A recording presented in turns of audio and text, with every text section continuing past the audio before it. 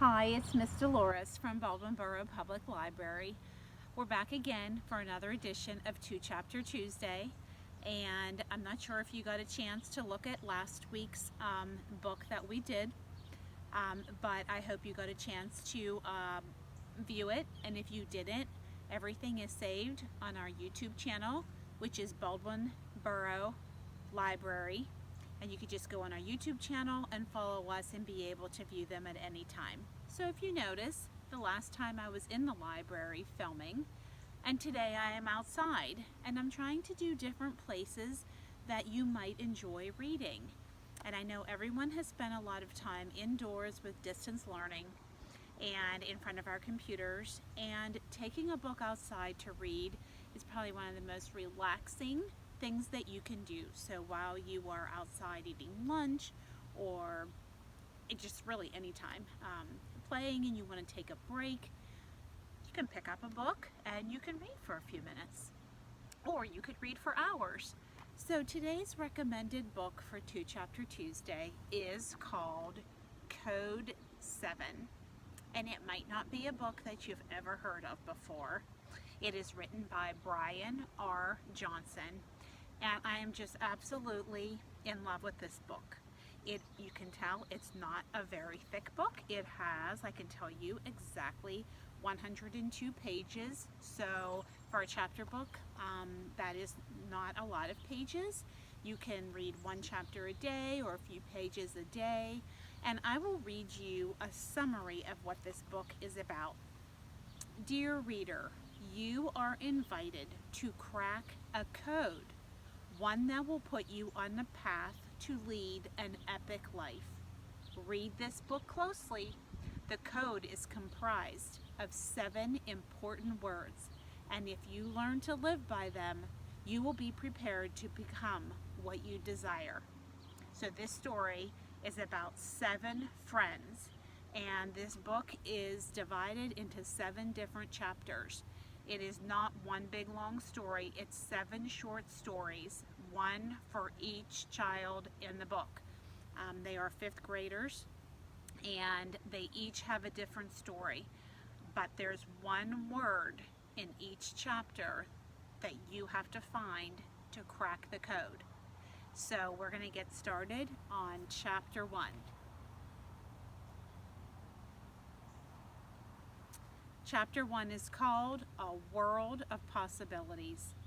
In the school auditorium, Jefferson sat with his 5th grade class as the students of Flint Hill Elementary filled in.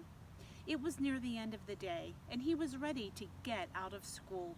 He didn't think much of assemblies, lectures on bullying, school safety, boring. While he waited, he took a tiny notepad and pencil from his pocket and started to draw. Drawing was something Jefferson loved to do, second only to painting. Jefferson's best friend Darren was sitting beside him. "What are you drawing this time?" "The usual," Jefferson said. "What I see." Jefferson sketched a picture of the scene before him. He drew in Principal Cooler, who was standing on stage with a large chalkboard behind her. He worked on her poofy hair and black-rimmed glasses. Principal Cooler cleared her throat. "Students and staff," she began, "this year marks an important year for Flint Hill.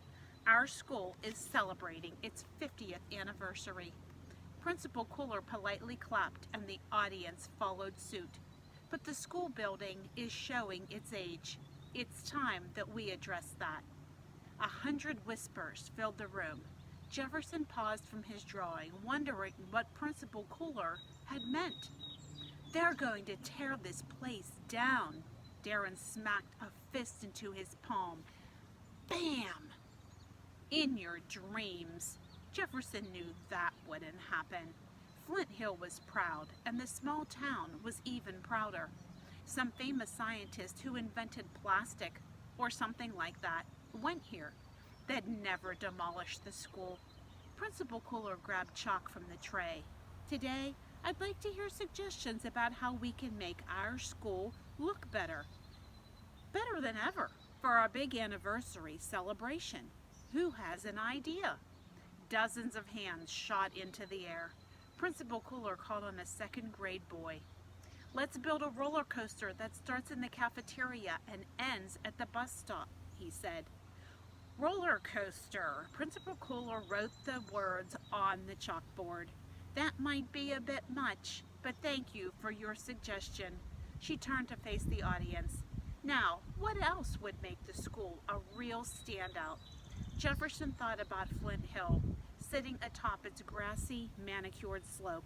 The lawn always looked amazing because Mr. Summers, the groundskeeper, had a knack for cutting perfect patterns with the riding mower in the grass. But the building itself was a miserable two-story rectangular shoebox in comparison. It had been painted in white over and over again to make it look new when it clearly wasn't. Something that will stand out, Jefferson thought. Then it hit him. "A mural," he blurted out. Everyone turned to look. "We could paint something cool on the side of the building." "Like graffiti?" Darren said. "Sweet." The audience buzzed with excitement. "Isn't that illegal?" someone called out. "Awesome." Darren began to chant, "Mural, mural, mural." Jefferson elbowed Darren to stop him from causing a scene. But it seemed Jefferson's idea was taking over the room. "Mural, mural," everyone shouted. As the teachers tried to quiet everyone, Principal Cooler thought it over.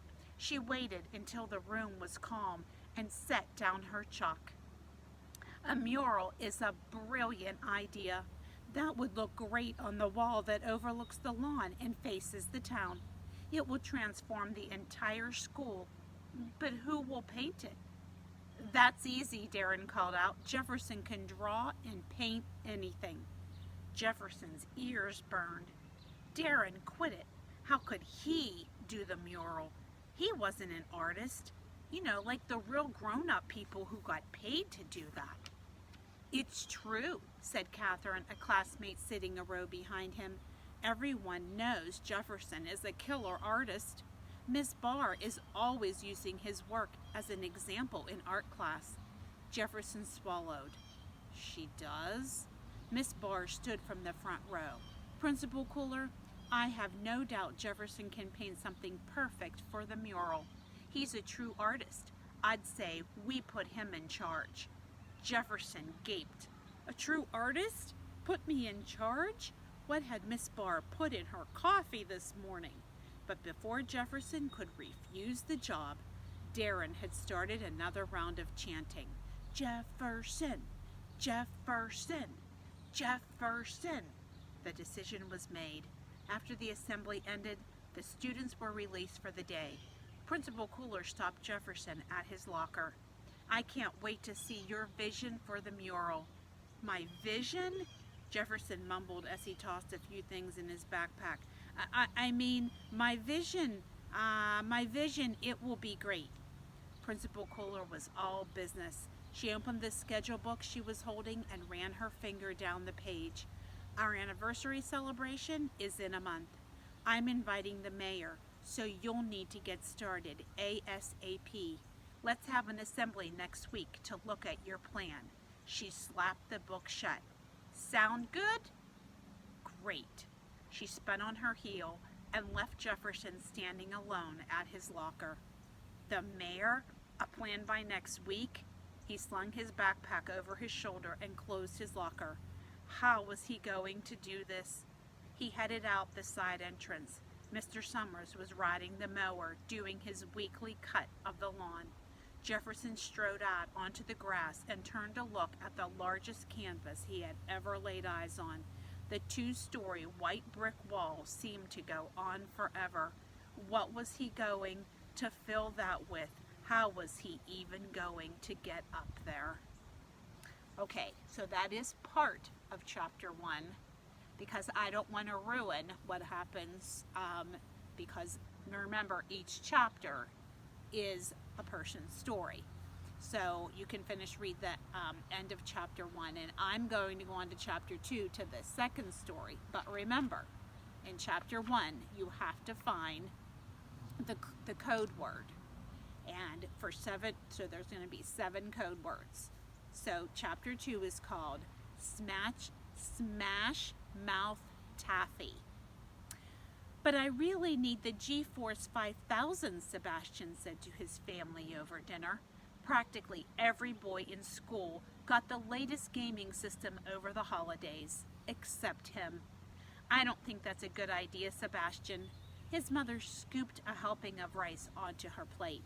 We'd like to see you doing something more worthwhile with your time. Maybe you could take up something like soccer, his father said. Like Jason. Jason's freckled face lit up.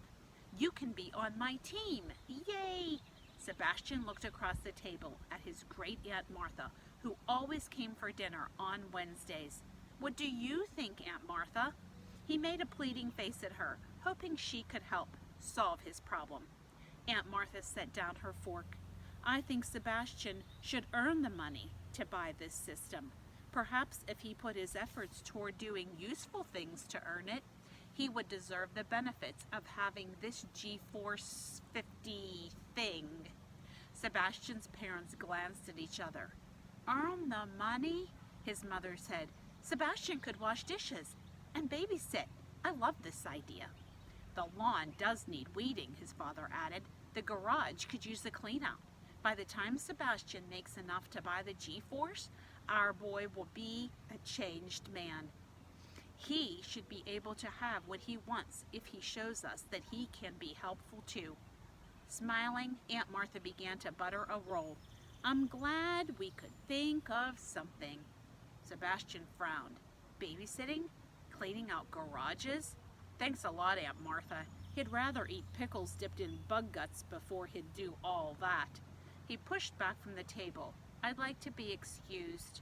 He went to his bedroom to sulk about how unreasonable the idea was. He tossed himself onto his bed. All he wanted was a simple gaming system, something everybody else's parents had no trouble getting. But no, he had to be stuck with a family who wanted him to be helpful. Someone knocked. Come in, Sebastian muttered. Sebastian's door opened and Aunt Martha stepped in. Her old lady handbag hung off her arm. Did I say something wrong at the table, Sebastian? Sebastian sighed. No, I'll be fine. Aunt Martha sat on the edge of his bed. I was only trying to be helpful. I know. She opened her purse, reached inside, and pulled out a piece of taffy. Aunt Martha always had a load of taffy in her purse. Ever since Sebastian was little, she'd been doling them out. This might not solve your problems, Aunt Martha said, but my taffy will do you a world of good, Sebastian finished. That's what she called the candies. The paper around the candies said as much, lettered in Aunt Martha's shaky handwriting. Sebastian undid the wrapper and popped the candy into his mouth. It melted easily with sweet yumminess.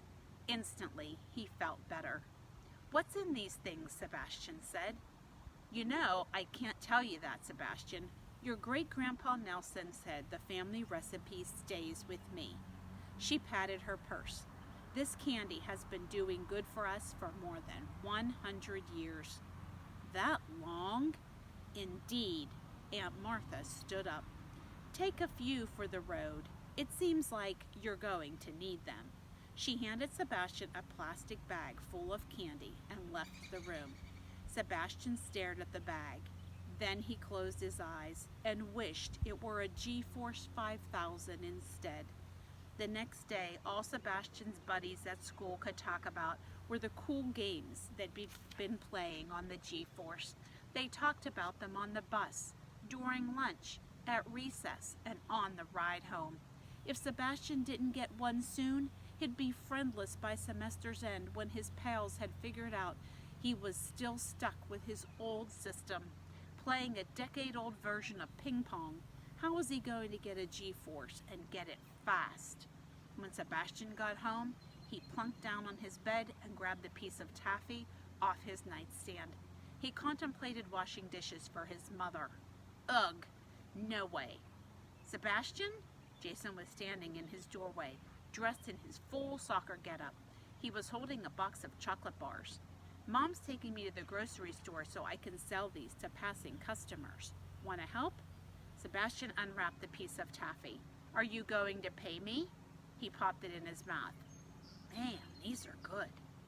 No, Sebastian, I'm supposed to take money, not give it away. Coach Newberry says if I sell this whole box, I'll have enough for my next tournament. Sebastian grumbled. I bet Dad and Mom love that Jason is earning his way towards soccer success by selling candy. How helpful. Wait a second.